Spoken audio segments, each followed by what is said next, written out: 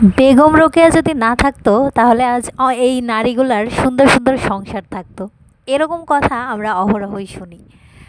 আসলে আজকে আসলাম রোকেয়া হলে, আপনাদের সবাইকে আমি ঘুরিয়ে দেখাতে চাই যে রোকেয়া হলের ভিতরে আসলে কি হয়। আপনারা অনেকেই জানেন যে ঢাকা বিশ্ববিদ্যালয়ের প্রতিষ্ঠাকালীন একটা হল হচ্ছে রোকেয়া হল। তো রোকেয়া হলে ঢোকার স্বপ্ন নারী পুরুষ নির্বিশেষে সবারই আছে, এটা আমি জানি। আর আমি খুবই লাকি যে আমি আমার শিক্ষা জীবনে রোকেয়া হলে সিট বরাদ্দ পেয়েছিলাম। প্রথমে যদিও আমি ফজিলাতুন্নেসা বঙ্গমাতা শেখ ফজিলাতুন্নেসা মুজিব হলে আমার সিট বরাদ্দ হয়েছিল, কিন্তু শেষমেশ একটা সুযোগ আসে ওই সময় যে ৭ মার্চ ভবনটা হওয়ার পরে যে যারা আপনারা চাইলেই আপনারা অ্যাপ্লাই করে রোকেয়া হলে আসতে পারেন। তো আমার বান্ধবী মারুফা আক্তার জেনি, তার ওসিলাই আমি কোনো না কোনোভাবে রোকেয়া হলে সিট পাই। অ্যান্ড আলহামদুলিল্লাহ পুরো শিক্ষা জীবনটা আমার অনেক ভালো গেছে, পুরো হল লাইফটা আমার অনেক ভালো গেছে। তো যাই হোক, সাধারণত আমরা জানি যে আমাদের রোকেয়া হলে অনেক অনেক স্টুডেন্ট, অ্যান্ড প্রতিটা সময় হলটা একেবারেই পুরো কি বলবো টইটুম্বুর থাকে শিক্ষার্থীতে। তো এখন আমি যেই সময় ভিডিওটা করছি এটা হচ্ছে যে ঈদের ছুটিতে যখন সবাই বাসায় গেছে, তখন খুব কম সর্বমোট ২০ জন হতে পারে সর্বোচ্চ যে আমাদের হলে আছে। তো এই সময় ভিডিওটা আমি নিতে চেয়েছি কারণ লোকারণ্য সবাই সবসময় দেখে থাকেন, বাট লোকারণ্য বাদে আসলে কেমন হয় রোকেয়া হল, কেমন থাকে জনশূন্য রোকেয়া হল, সেটাই আমি আজকে দেখাবো। এই যে দেখতে পাচ্ছেন সবাই বাসায় চলে যাচ্ছে, এরকম একটা সময়ে কিন্তু আমার ক্লিপসটা নেওয়া। তো যাই হোক, প্রথম থেকেই যদি শুরু করি, বেগম রোকেয়ার নাম শোনেনি এমন মানুষ খুব কমই আছে। বাংলাদেশ বলি বা যে কোনো দেশেই বলি, বাংলাদেশের যেই নারী জাতির শিক্ষার অগ্রদূত সেটা হচ্ছে বেগম রোকেয়া সাখাওয়াত হোসেন। বেগম রোকেয়া সাখাওয়াত হোসেনের অবদান অনেকেই অস্বীকার করে, অ্যান্ড অনেকেই তাকে নিয়ে হাস্যরস করে যে সে না থাকলে আজকে নারীরা এত তর্ক বিতর্ক করতো না, ছেলেদের মুখে মুখে নারীবাদী হতো না। কিন্তু আসলে আপনারা যাই বলেন সেটা নিয়ে কিন্তু কোনো দুঃখ নেই, কারণ রোকেয়ার যে অবদান সেটা কিন্তু বিশ্ববিদ্যালয় কর্তৃপক্ষ বলেন সরকার বলেন সেটা কিন্তু মনে রেখেছে। এজন্যই তারা কি করছে, একেবারে প্রাচ্যের অক্সফোর্ড ঢাকা বিশ্ববিদ্যালয়ের যে প্রধান একটা হল, সেই হলটার নামকরণ কিন্তু করা হয়েছে রোকেয়ার নামে। অ্যান্ড এটা হচ্ছে ১৯৫৬ সালে প্রতিষ্ঠা পেয়েছে আমাদের যে রোকেয়া হল সেটা। তো রোকেয়া হলে আসলে ভিতরে যদি আপনি যান তাহলে কি কি দেখতে পাবেন সেটাই আমি দেখাবো। এই যে দেখছেন যে এটা হচ্ছে যে, যেহেতু বললাম যে আমার রুম, মানে আমার রুম বলতে আমি ৭ মার্চ ভবনে থাকি, কিন্তু এটা হচ্ছে আমার ফ্রেন্ডের রুম। যখন কেউ থাকে না তখন আমরা ফ্রেন্ডের রুমে গিয়েই থাকি, যেহেতু একা একা একটু ভয় তো করেই। তো আর দেখতেই তো পাচ্ছেন কেমন ভুতুড়ে পরিবেশ। তো আমার ফ্রেন্ডের যারা রুমমেট ছিল তারা বাসায় চলে গেছিলো, এই জন্য ওনারা সবাই লেপ কাঁথা সব গুছায় রেখে গেছিলো। তো আমি এখন আপনাদেরকে দেখাবো একজন মেয়ে সারাদিন রোকেয়া হলে কি কি করে, মানে একেবারে ভোর থেকে শুরু করে রাত পর্যন্ত বা মধ্যরাত পর্যন্ত। তো প্রথমেই আমি যেই জায়গাটা দেখাচ্ছি এটা হচ্ছে যে রোকেয়া হলের নিউ বিল্ডিং, মানে অনেকগুলো বিল্ডিং আছে, ৭ মার্চ ভবন ওটা হচ্ছে সেরা, আমি ওখানে থাকতাম। এরপর আছে মেন বিল্ডিং, এরপর আছে নিউ বিল্ডিং। তো নিউ বিল্ডিংটা দেখতে একটু নাকড়া ঝাঁকড়া হইলেও এখানকার মানুষগুলোর মধ্যে বন্ডিংটা অনেক বেশি ভালো। এই যে প্রথমেই দেখতে পাচ্ছেন যে সকালে উঠেই আসলে সবাই মনে করে যে ঢাকায় থাকলে হয়তো আস্তে আস্তে মানুষ ধর্ম থেকে দূরে চলে যায় বা খারাপ হয়ে যায়, কিন্তু আসলে আমরাও কিন্তু নামাজ কালাম করি। এই যে দেখতে পাচ্ছেন একেবারে ভোরে উঠে আমি অজু করে নিচ্ছিলাম, অজু করে তারপরে আমি হচ্ছে নামাজ পড়বো। এই সময় কিন্তু কেউ ওঠে নাই, ইভেন আমার বান্ধবীও ওঠে নাই, ও ঘুমাইছিল। আর আমি ভাবলাম যে ঠিক আছে, যেহেতু ফাঁকা হল পেয়েছি এই সময় আমি একটু পুরো ভিডিওটা ধারণ করি, কারণ যখন হলে থাকবো না তখন তো মিস করব এই দিনগুলা। তো অজু শেষে আমি চলে গেলাম নামাজে। আমাদের অবশ্য নামাজ রুম আছে, আমি নামাজ রুমে যাওয়ার জন্য ট্রাই করতেছিলাম, কিন্তু দেখলাম যে হচ্ছে বাইরে থেকে বন্ধ করা। তো দেখি এখানেই নামাজটা শেষ করব। নামাজ শেষ করার পরে আমি অবশ্য আরেকবার যাব দেখতে যে আসলে গেটটা খুলে দিয়েছে কিনা। আমি এত বছর হলে থাকি কিন্তু এটা জানতাম না যে গেটটা বাইরে থেকে বন্ধ থাকে, মানে 6:30 বা 6টা পর্যন্ত গেটটা হচ্ছে বাইরে থেকে বন্ধ থাকে। আপনি চাইলেও এক বিল্ডিং থেকে আরেক বিল্ডিংয়ে যেতে পারবেন না, যেহেতু আমি বললাম যে আমাদের হলে 3টা বিল্ডিং। ওই যে দেখতে পাচ্ছেন 7 March, most beautiful, most beautiful, I love. আর এই যে আমি আবার ট্রাই করতেছি যে আপনি যদি সকাল সকাল গিয়ে আপনাদেরকে নামাজ রুম আর ওদিকে হচ্ছে রিডিং রুম, এরকম কিছু কিছু জায়গা আছে অ্যান্ড আমি একটু ঘুরতেও পারবো। তো আবার গিয়ে দেখলাম যে তালা বন্ধ, এই জন্য আর কি করব, বাইরে মানে বাইরে থেকেই মানে রুমের যেই উপরতলা ছিল ওখান থেকেই ভিউটা নিলাম। এটা তো বললাম যে নাম নিউ বিল্ডিং, বাট হলের মধ্যে সবচেয়ে দেখতে খারাপ বিল্ডিং হচ্ছে এটা, অ্যান্ড সুবিধাও অনেক কম এই বিল্ডিংটাতে। এই যে দেখেন আমি একটু পড়াশোনা করতেছিলাম, তো একটা ছবিও তুলে রাখছি। সকাল সকাল খুব ফ্রেশ মাইন্ডে আমি পড়তে বসছিলাম। সবার আগে দেখলাম যে হলে উঠছে হারুন দাদু। অবশ্যই হারুন দাদুকে তো উঠতেই হবে, কারণ যেহেতু ক্যান্টিন তার, সো তিনি যদি না উঠে কাজগুলো না করে তাহলে তো আমরা খাইতেও পারবো না। আর ওই যে ওইটা হচ্ছে হচ্ছে হাবিব দাদু, আমার যতটুকু মনে হইলো। তারা সব লাইট অফ করা অ্যান্ড যা যা করার করে। আমি এখন হাঁটতে হাঁটতে গেটে যাব। আমাদের হলের কিন্তু গেট আছে একটা, তো ওই গেটে আপনি চাইলে কিন্তু হুড় করে ঢুকে যেতে পারবেন না। ইভেন মাঝে মধ্যে আমাদেরকেও যখন চিনতে পারে না দাদুরা, আমাদেরকেও দাঁড় করায়। কোনো ছেলে তো দূরের কথা, অন্য হলের মেয়েরাও এখানে ঢুকতে পারে না। আর হাবিব দাদু হচ্ছে আমার মোস্ট ফেভারিট দাদু। আই লাভ হাবিব দাদু এ লট। আর এই যে বিড়ালগুলো দেখতেছেন না, এরকম বিড়াল অনেকগুলো আছে আমাদের হলে, কিন্তু এই সময় বিড়ালগুলোর অনেক মন খারাপ, যেহেতু সব বিল্ডিংয়ে বললামই তো, সব বিল্ডিং মিলিয়ে মাত্র 20 জন মেয়ে আছে। তারপরও তারা হয়তো রান্না করে খায় কিনা ঠিক নাই, সো এদেরকে যে খেতে দিবে কেউ, এরকম মানুষের খুবই অভাব কেয়ার করার, তাদের মুখ শুকনা। এরপরে এই যে আমি চলে আসছি রিডিং রুমে। রিডিং রুম কিন্তু অনেকগুলো আছে, 7 মার্চের প্রত্যেকটা ফ্লোরেই রিডিং রুম আছে, কিন্তু এটা হচ্ছে যে অনেক পুরাতন রিডিং রুম, সবচেয়ে বড় রিডিং রুম। এখানে আপুরা পড়ে যারা যারা এই যে বিসিএস ক্যাডার বলেন, সব কিছু বলেন, এখান থেকেই কিন্তু বের হয়। এবার আমি চলে আসলাম টিভি রুমে। এটা হচ্ছে টিভি রুম, আসলে টিভি দেখার জায়গা, কিন্তু আমাদের হাতে হাতে যেহেতু ফোন চলে এসেছে, এখন কিন্তু আর টিভি দেখার দরকারও পড়ে না। তো এই জন্য এখন টিভি রুমটা অনেকেই রিডিং রুমের মতোই ব্যবহার করে, অনেক মেয়েরা পড়াশোনা করে। আই অ্যাপ্রিসিয়েট ইট, যারা জোরে পড়তে স্বাচ্ছন্দ্য বোধ করে। তো এখানে এই যে দেখছেন যে আমাদের হল যেইগুলো অর্জন করছে অনেক প্রাইজ, সেগুলো কিন্তু এখানে থাকে, এভাবে রাখা থাকে।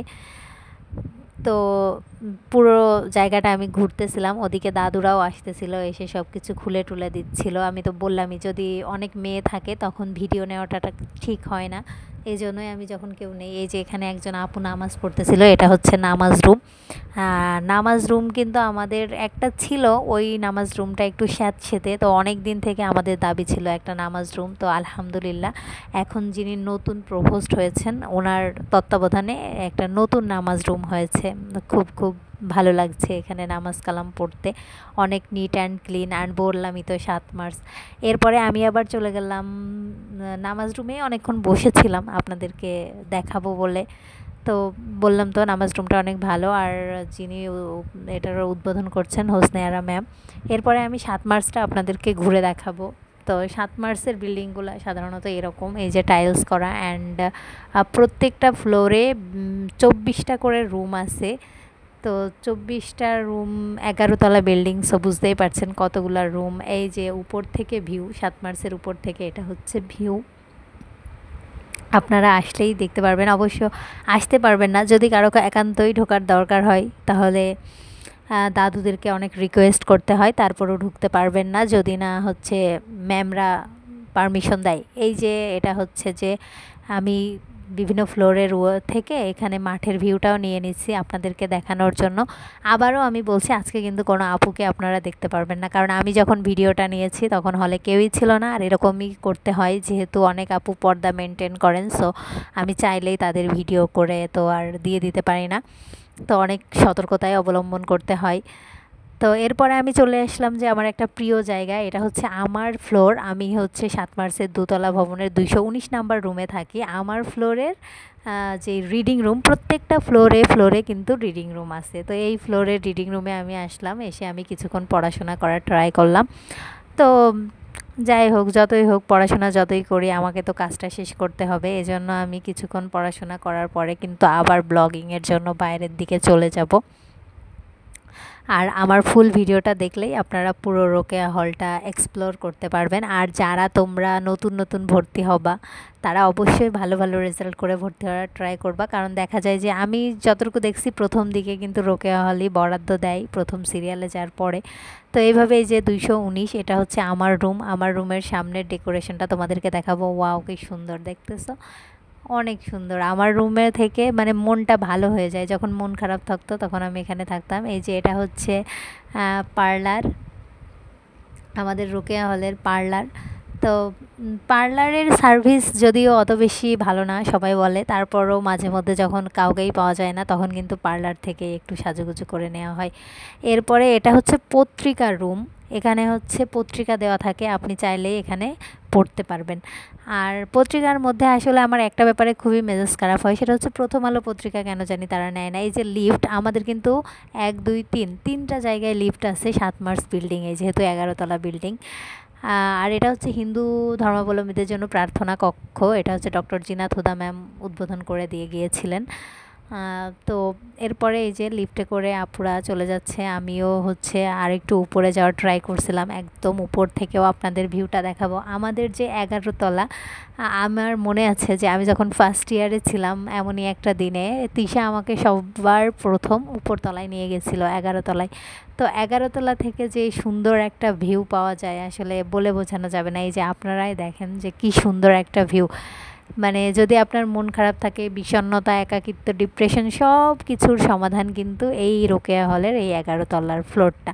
এখান থেকে আপনি অনেক কিছু দেখতে পাবেন, অনেক কিছু নিজের সাথে নিজে গল্প করতে পারবেন, তো সব কিছুই করতে পারবেন। আমি আপনাদেরকে যে পুরোটাই দেখাচ্ছি, এখান থেকে পুরো ঢাকা শহর মনে হয় যে একটা অংশ আপনি দেখে নিতে পারবেন। আর রোকেয়া হলের আপুরা এত ডেকোরেটেড, তারা সবাই দেখি যে ফুল গাছ পরিচর্যা করে। প্রত্যেকটা ফ্লোরেই প্রায় কেউ না কেউ আছেন যে যাদের ফুল গাছ পরিচর্যা করতে অনেক ভালো লাগে।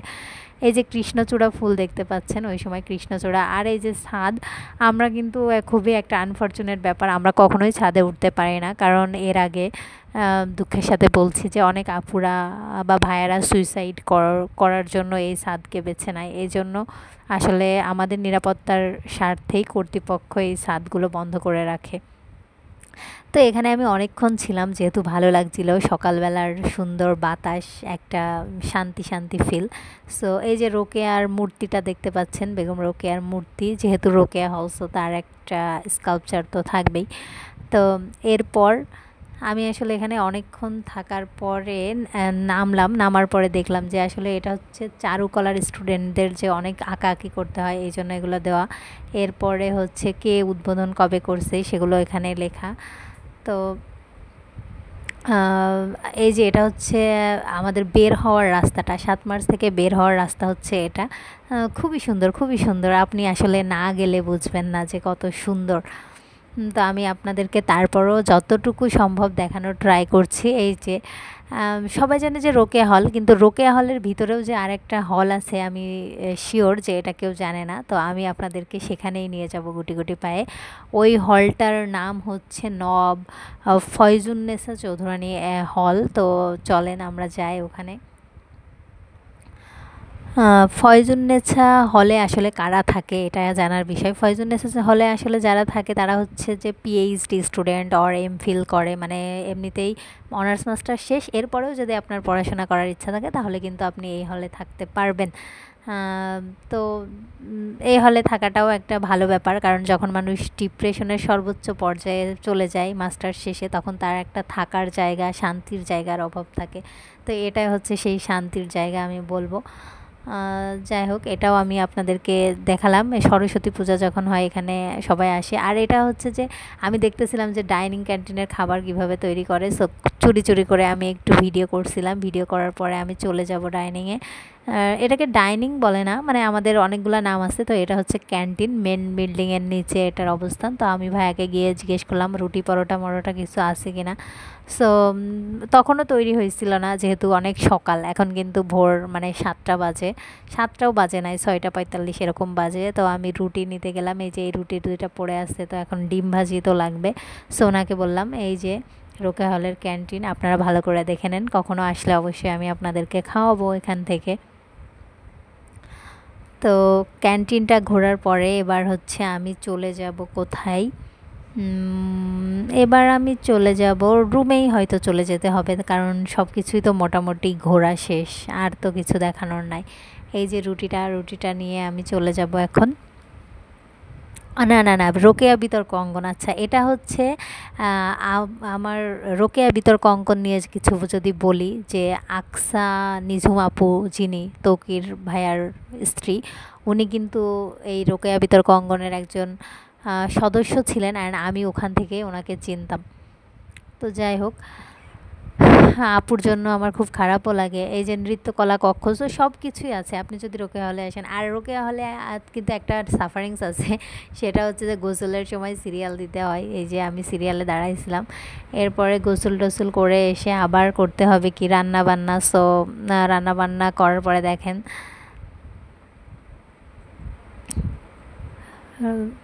আমাদের রান্না বান্নাও শেষ, পুরো একদম ইয়াম্মি করে রান্না বান্না করে খাওয়া দাওয়া করে ফেললাম।